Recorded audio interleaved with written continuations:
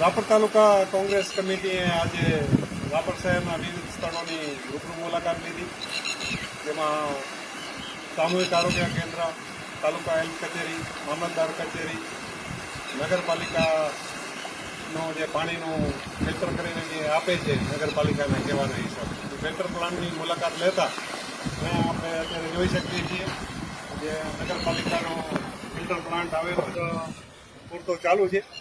જેમાં ફિલ્ટરમાં પ્લાન્ટમાં તમે જોશો તો ઘાસ ઉગી ગયેલું છે, રેલ થઈ ગઈ છે સેવાળથી. અને જે પાણી ચાલુ છે એ ડાયરેક્ટ ફિલ્ટર પ્લાન્ટના ટોટલ વાલ બંધ પડેલા છે. અને ખાલી કોઈ અહીંયાથી નીચેથી જોઈને વળી જાય તો એને એમ થાય કે ટોટલ પાણી ફિલ્ટર થઈને રાપરની પ્રજાને મળતું હશે, પણ ખાલી આ તો રાપરના નાગરિકોની આંખમાં ધૂળ નાખવાનું કામકાજ છે. આ ફિલ્ટર પાણી થતું જ નથી. જેવું નગાસરમાં પાણી આવે છે એ નગાસરવાળું પાણી અહીંયા ઉપાડી અને એ જ પાણી રાપરને વિતરિત કરવામાં આવે છે. થોડી વાર પછી પાછા આપણે નગર પાલિકાના જે પાણીનું સ્ટોરેજ છે નગાસર તળાવ, ત્યાં જઈ અને ત્યાંની સ્થિતિથી તમને વાકેફ કરાવવામાં આવશે. તમને જે આ દેખાય છે ને એ નગાસર તળાવમાં ઠલવાતું નાળાની હાલત છે.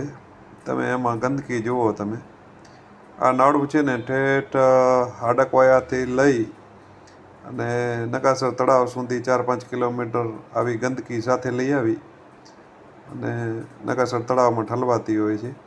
હવે આ ગંદકીની અંદર આપણે વાત કરીએ ને તો તમે જોઈ શકો લાઈવ જ. અત્યારે વરસાદ રહી ગયા ને 10 દિવસ થયા, આજ સુધી હજી તળાવની અંદર આ ગંદકી ઠલવાય છે. અને જેવી આ ગંદકી ઠલવાય છે ને એવું જ પાણી આપણા ઘરમાં નળવાટે આવે છે. આ પાણી પીવા લાયક તો શું પણ નાવા લાયક પણ નથી. અમે રાપર શહેર અને તાલુકાની ટીમ જ્યારે રૂબરૂ મુલાકાત કરવા ગયેલ ને નગરસર તળાવની, ત્યારે આ બધા દ્રશ્ય જોવા જડેલા. અને એ રાપરના નાગરિકો પણ ગમે ત્યારે જઈને જોઈ શકે છે. હવે આ બધું નગરપાલિકાના સત્તાધીશો અને અધિકારીઓ કેમ ચલાવી લેતા હશે એ તો રામ જાણે, કારણ કે એમના ઘરમાં પણ આ જ પાણી આવતું હોય છે. તો આની વ્યવસ્થા કંઈક કરવા માટે થઈને અમે મુખ્યમંત્રી અને રાપર નગરપાલિકા તથા લાગતા વળગતા સર્વે ડિપાર્ટમેન્ટોને જાણ કરી છે કે આ કુદરતી જે વરસાદનું પાણી અંદર આ ગંદકી સાથે ઠલવાય છે એ બંધ કરી અને એને અન્યત્ર વાળવામાં આવે.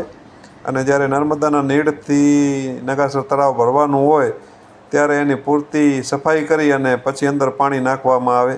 તથા જે બારે અંદર ગ્રીલ છે એ ગ્રીલમાં બરોબર છે નહીં, તો અંદર કૂતરા સ્નાન કરતા હોય છે, રખડતા આખલાઓ અંદર પડેલા હોય છે પાણીની અંદર. તો આ બધું ના થાય અને રાપરના નાગરિકોને એક જે મૌલિક અધિકાર છે પીવાના પાણીનો એ સ્વચ્છ મળે અને રાપરના નાગરિકોનું સ્વાસ્થ્ય સારું રહે એવી અમે અપેક્ષા રાખીએ છીએ. નગરપાલિકા આ તળાવની વ્યવસ્થિત સફાઈ કરાવે અને ભવિષ્યમાં આ ટાઈપનું ના થાય એ માટે અમે